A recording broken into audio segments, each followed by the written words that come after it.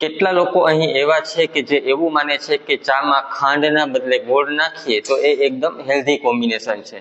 આજકાલ માર્કેટમાં એક નવો ટ્રેન્ડ જોવા મળી રહ્યો છે। ચામાં ખાંડના બદલે લોકો ગોળ વાપરતા થઈ ગયા છે।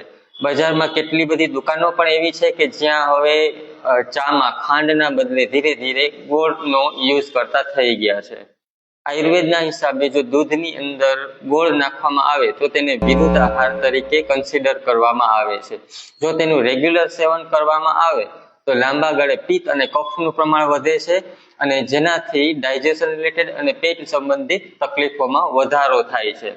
તો આની અંદર ખાંડ અને ગોળના બદલે બીજું શું મિક્સ કરી શકાય? તો એના બદલે તમે ખડી સાકર કે જેને ધાગા મિશ્રી તરીકે ઓળખવામાં આવે છે એ યુઝ કરી શકાય। આ રીલ એવા લોકો સાથે શેર કરો કે જે લોકો ચાની અંદર ગોળ નાખીને પીવે છે, અને માહિતી સારી લાગી હોય તો જરૂરથી ફોલો કરજો।